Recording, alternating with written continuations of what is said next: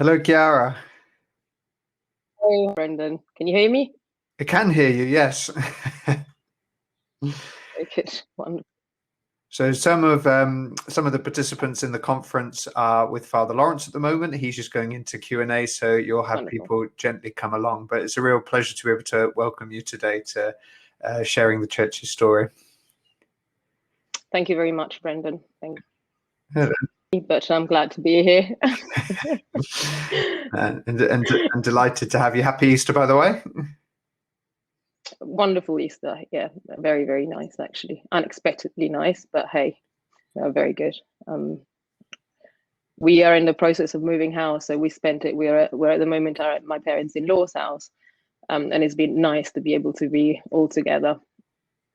Oh, lovely. Yeah, St. Joseph the Worker, pray for us with all your handiwork. Indeed. Yeah, absolutely. No, very good. So you tell me, you tell me when to start, and I'm exactly. ready. So I'm going to send a message. I'm going to disappear after this, after I just introduce you, and then people will just start arriving. So feel free to Wonderful. Crack on. It's a real pleasure to be able to welcome Chiara Finaldi, who founded and helped to run Catholic Mothers UK. Of which my wife is a devotee, so it's helped us a lot with I've got a little 1-year-old, and the mass bag that we filled thanks to the things from Catholic Mothers UK has been a godsend. But fantastic conferences, fantastic apostolate. So it's just a pleasure to be able to have you here to share some insights with us. So I'll leave you to it, and I hope everyone enjoys your session. Thank you so much, Chiara. Thank you very much, Brendan. Hi, everybody, and welcome. My name is Chiara Finaldi. As Brendan said, I'm Italian. I'm the founder of the Catholic Mothers Apostolate.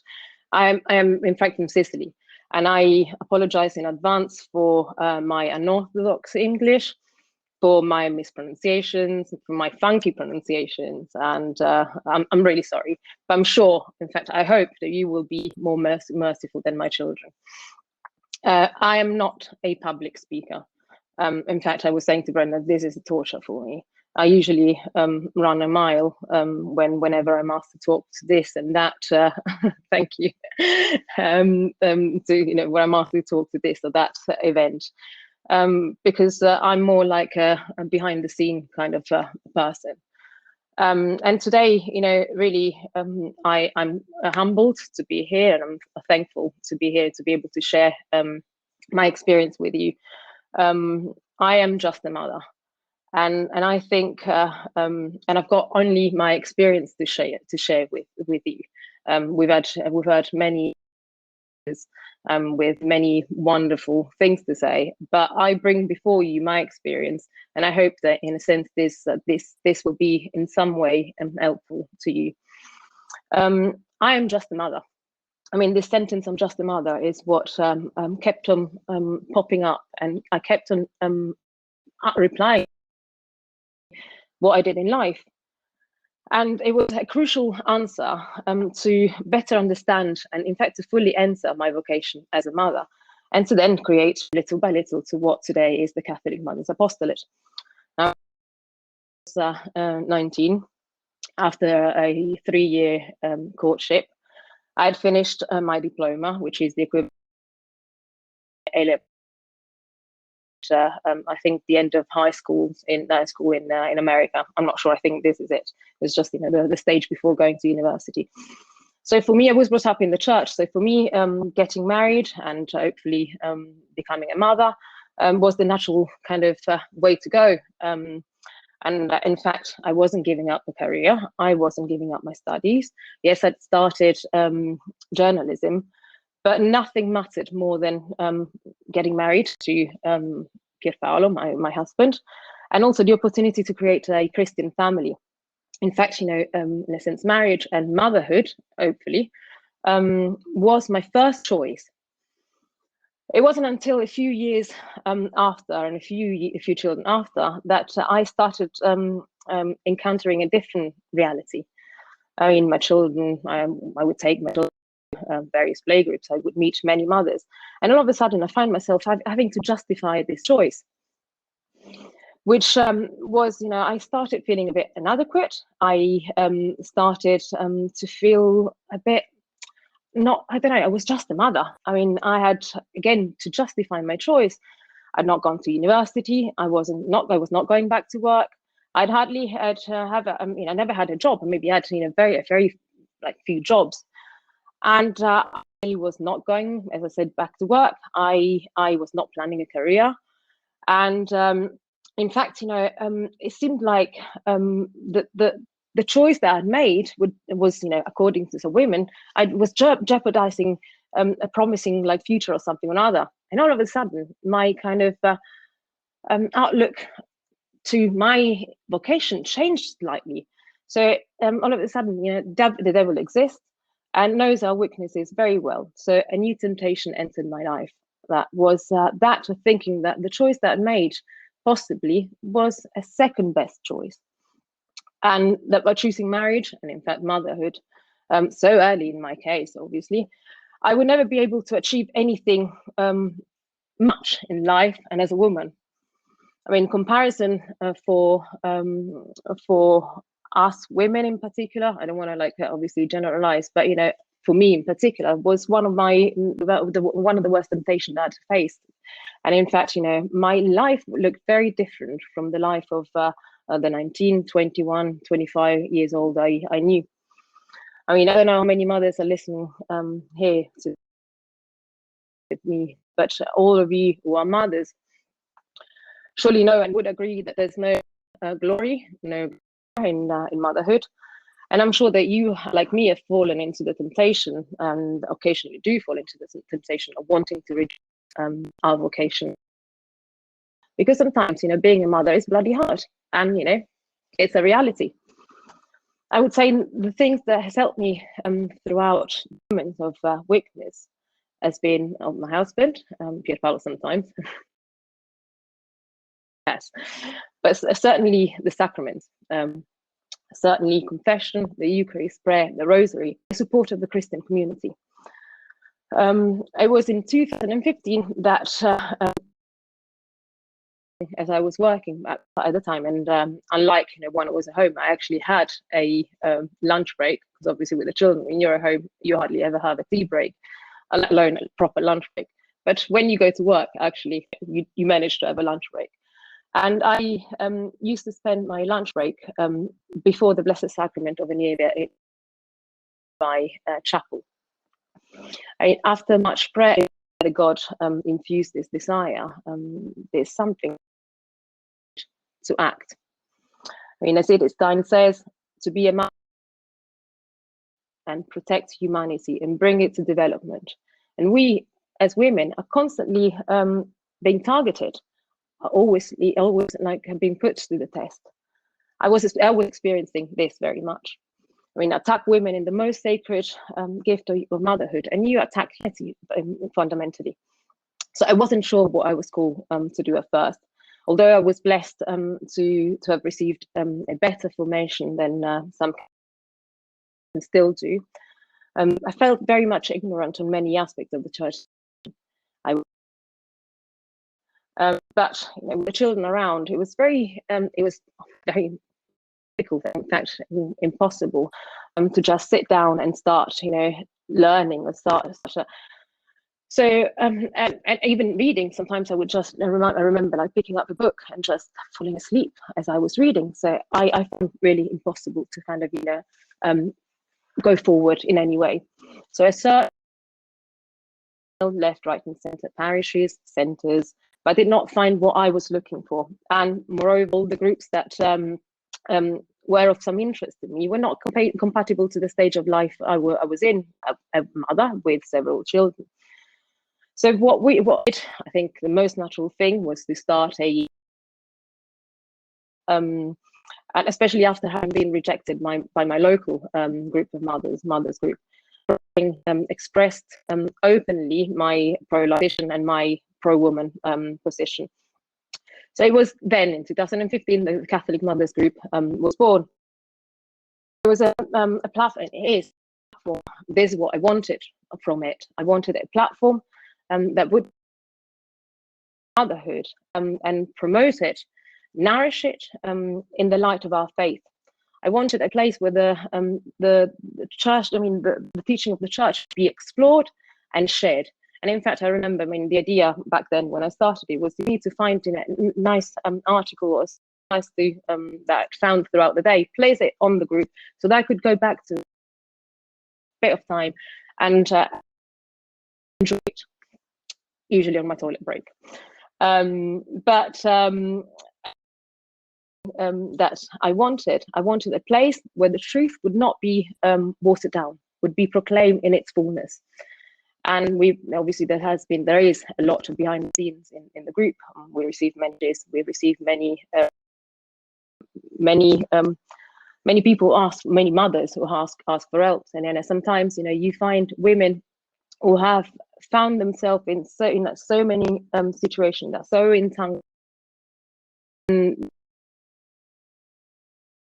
truth is when the Catholic, what the Church, they sometimes say, I wish that my parish priest had told me about it. Why didn't they tell me? I wouldn't be here today. I would have made different choices. And I think this statement that this particular lady made me really want to make sure that in the Catholic mothers group, the truth would be always proclaimed without cutting corners.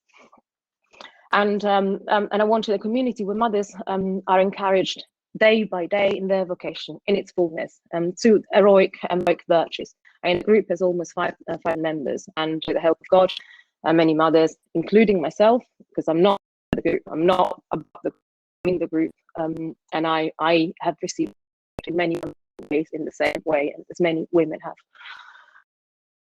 It is great, of course, and I think we agree, and it has been highlighted during this time when we only had virtual experiences, when you only have virtual encounters.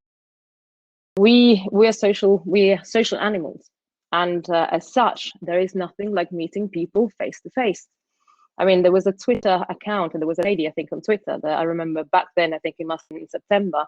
She was saying how much she missed, and she couldn't wait to go back to real life conferences, to meet people face to face, to touch people. And she said, to eat cheap biscuits and low quality. What did she say? Local. I thought was exactly what I felt. I shared in what she felt, in what she was saying. I love that quote. Anyway, as I was looking for groups and workshops where I could learn some new things, surrounded by like-minded women, also to get to know about more about my faith. Once again, there was nothing that catered for me was mother. Didn't allow me to choose to be a mother, as well as doing Bible studies, for example, an icon, or that. So again, motherhood felt in the way, but I strongly felt they didn't need to be that.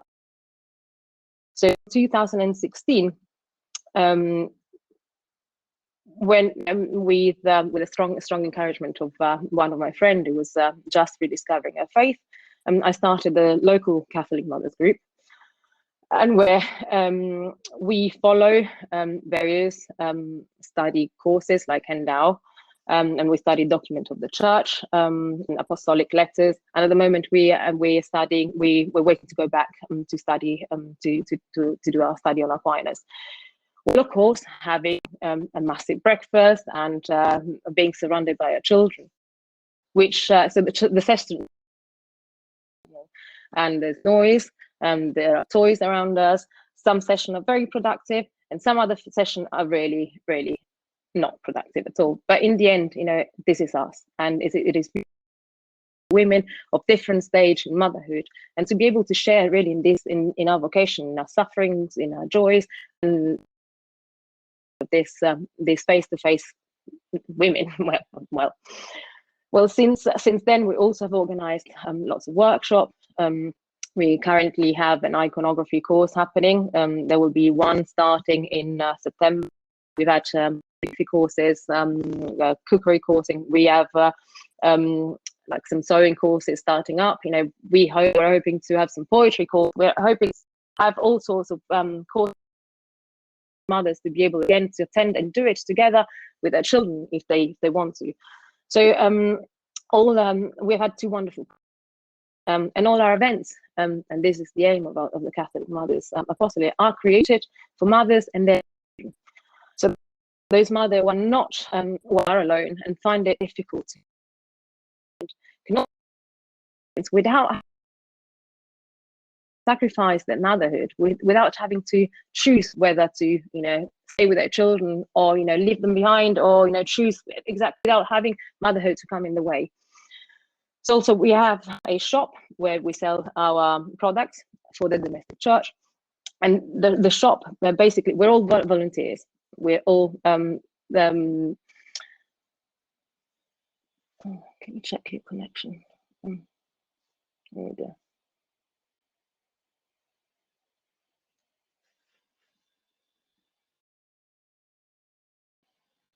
Can you hear me? Can you hear me? Hello? Okay, oh good. Phew. Good, thank you. Oh bad, sorry, I didn't read that. It's breaking up a bit.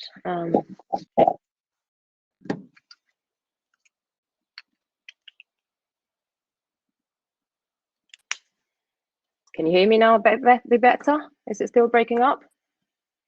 Oh, sorry. See, I'm a mother. Okay. So anyway, I'll go ahead. Can you hear me?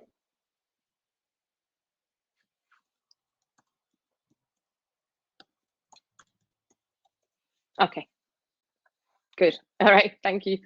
So anyway, so we sounds good.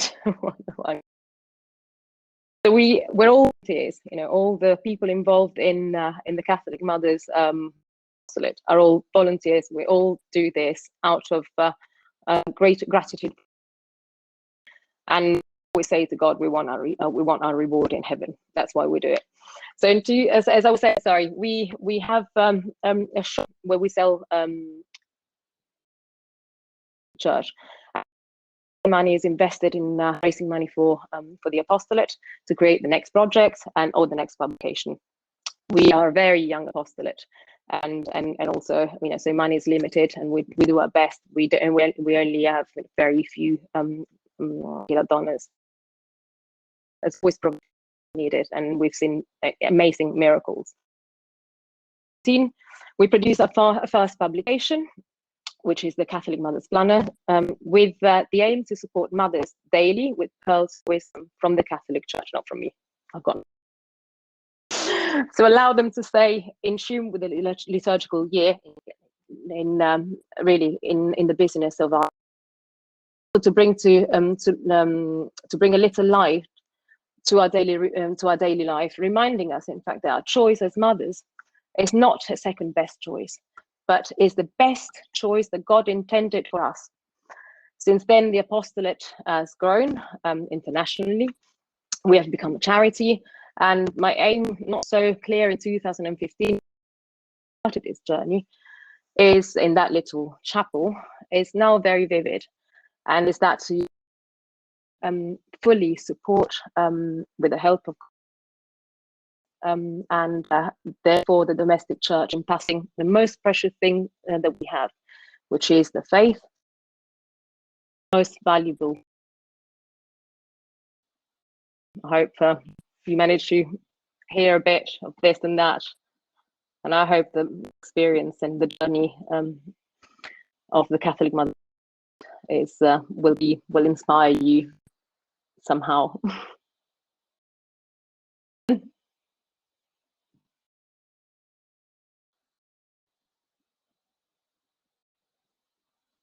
Hello, whether we can move on or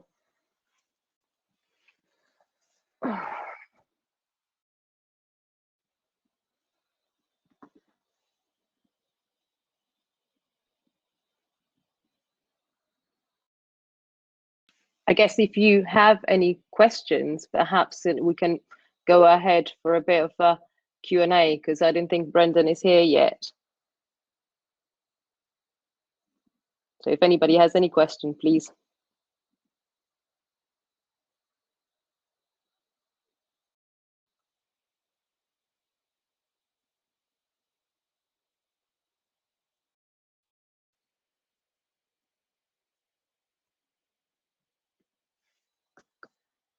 Going to share with you the website. Wait a second.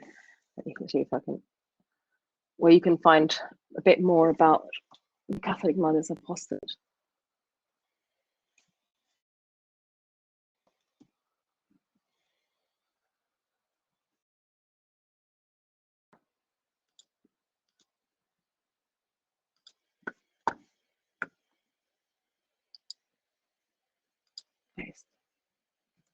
There it is. Oh, hi, Brendan. Let me see.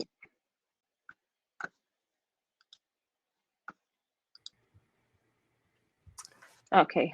Hello. Hello. Hi. Great to be with you, Chiara. And so, yes, I think, apologies, I think there's something to do with the Wi-Fi, maybe the picture and sound, but I think most people got most things, such is the way of the internet. Oh, good. I'm really sorry. No, this is... Unfortunately, as I said, I'm in my parents-in-law's house, so I'm trying to do the best that I can with all the, the imperfections of life, I would say. Which is at the heart of vocation of parenthood. God loves a trier. Yeah. No, so thank you very much for sharing your website. And there's a good question here from kind of Charlotte about taking your children to mass, like children being interested and bored. Have you found, like, obviously you've got children of lots of different ages, and you'll have some wealth and experience. Yeah. So what's your kind of experience of taking children to mass? Obviously the last year has been a bit interesting, but just in general. Yeah, I must say that this we never encountered this our children feeling bored at mass. I know it's something you're not expecting to fully engage until they are past their first early communion. Going to mass is something that we do, whether we like. And the more the time comes for them to understand things, once they see the parents, really investing their life and also explaining to them the importance of mass, I think it becomes very natural. It's basically until it's not negotiable. We go to mass, we like it or not, and in a sense, say it's important. You explain the importance of it. Live mass respectfully becomes natural, because there's a beauty that needs to be loved, and I think if we as parents, then it becomes more natural for children to understand it more. So that's one thing I always say. Always, depends to us, to kind of show and how wonderful mass is, and they don't fully understand it at first, but they will get it as you live your faith in fullness and with coherence. That's one thing, but also having a lot of children kind of has helped us, because the younger children see the older children and therefore behave accordingly. Children, our oldest is 21, is 2. The moments of not engaging at all, they're children. But it becomes natural, little by little, to adjust the behavior by imitating the behavior of the older ones. I mean, this is what we experience. And then, you talk about the importance of mass. You're not expecting to get it fully, because get it fully until we are probably very old. But I think just be consistent, not negotiable. That's for us, And somebody said, where am I based? Where I'm based? I'm based in London, London, UK. Have you got a favourite saint story of a holy mum? I think Gianna Molla is definitely inspires me the most. To the daughter, and we also had Gianna Molla, the daughter Gianna Manuela Molla at the first Catholic Mothers Conference. And I remember that during that conference, when she spoke, you felt, Gianna Molla's presence in the room, but that room was so silent, and they were shaken by the experience of this daughter giving the experience of this saint mother, which I think, giving up your life so fully for somebody else is something that really strikes you very much. But also that obviously she lived when she was alive. She gave herself completely to her family, to God, to mankind, to was around her. And I think that's kind of what I want to do, what I think, I would like to do. I don't do it, but in a sense, this is what I aspire, and I would like my children to aspire to as well, to give ourselves 100% to God and to whoever comes at our path. So yeah, and Gianna Molla us. Fantastic. So I'm gonna, there's a couple more questions there, like how do you find the time? There's a good one. I'll leave you to answer that and any other questions that people might have. Yeah, very good. In case I don't get to say it, very thank good. you so much for joining us today. Wonderful. No problems at all. Okay, so what's the next question? How do you find time? I mean, now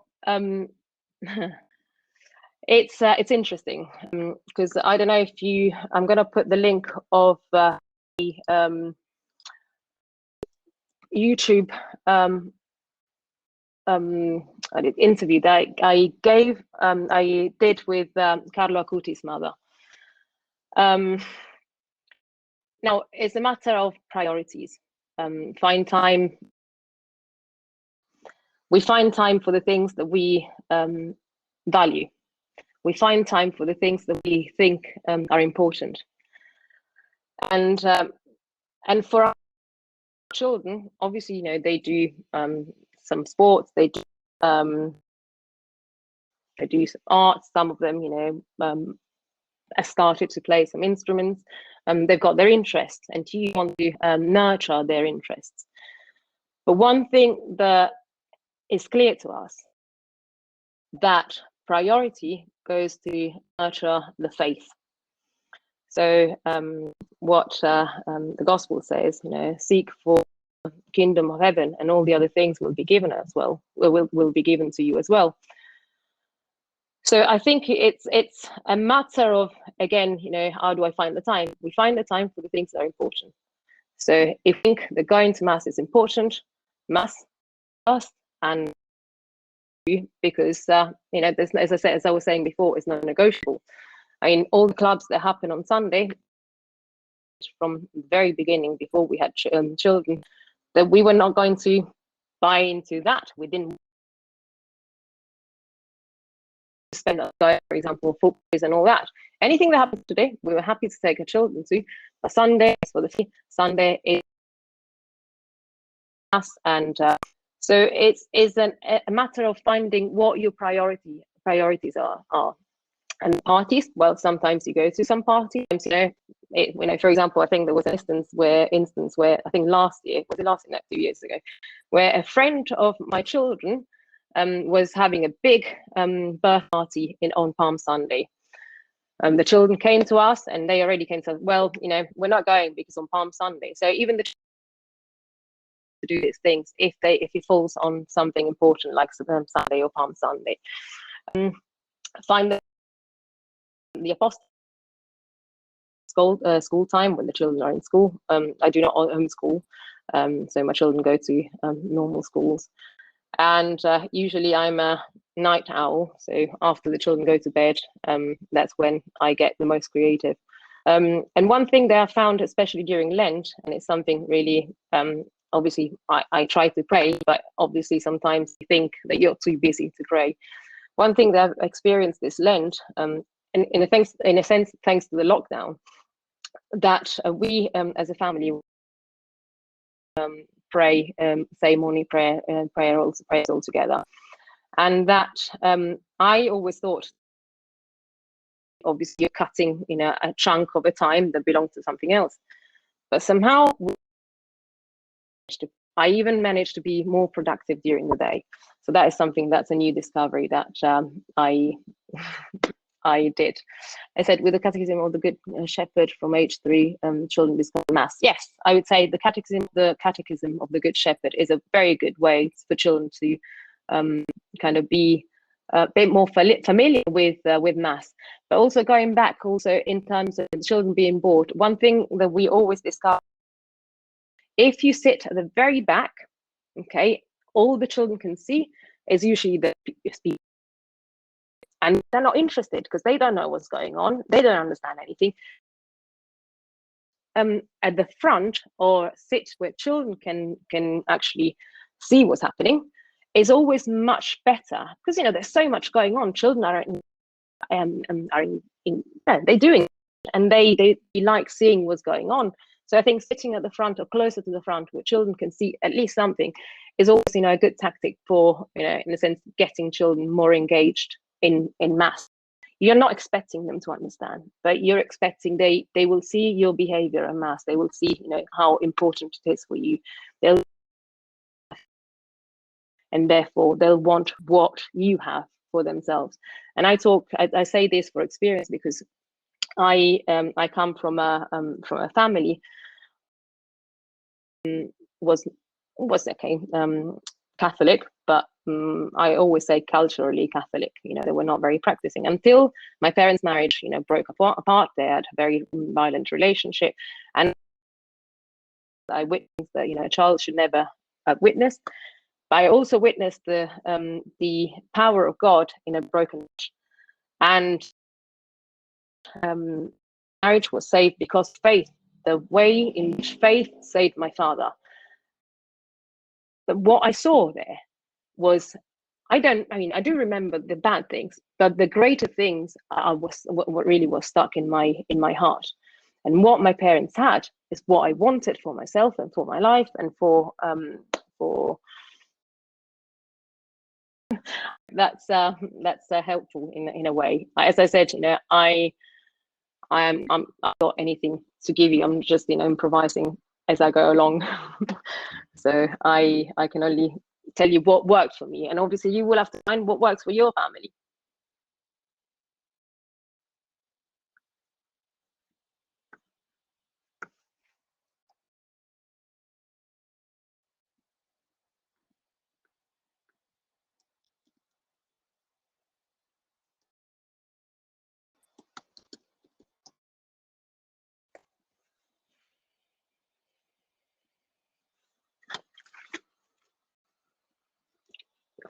I think we have time to answer any more questions.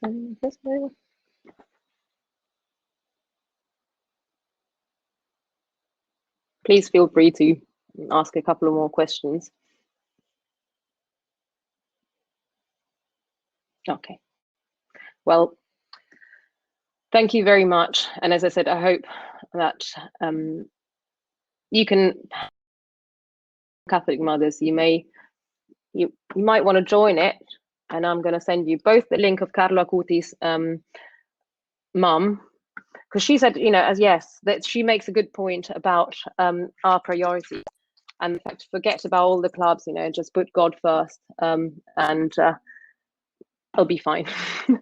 I'll send you a couple of links in here. Thank you very much, Leonie, and God bless. I'm going to add the links here. Let me see.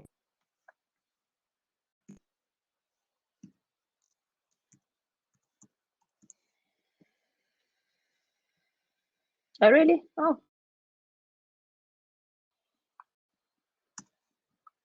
Well, I'll send you the link now for joining the group. You can certainly, I sent the link of the website there, and I'm going to send Catholic mothers. Let me do this.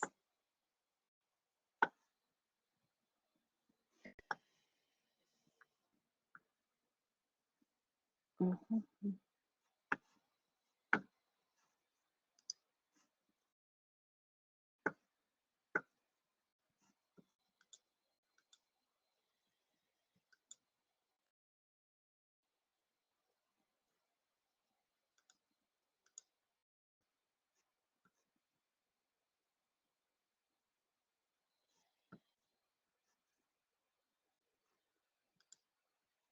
Okay. Anyway, I'm going to add the links in a minute when I find them. If you go on YouTube, though, you'll find if you go on the Catholic Mothers YouTube channel, there you will find. Let me see. Oh, here it is. Found it. In fact, Gianna Molla's talk, which is the talk I was talking about my favorite saint. Here, okay. So this is the channel. You'll find the talk on passing on the faith to your children by my husband, which is actually very lovely. The interview to Carlo Antonia Acutis, Carlo Acutis' mother.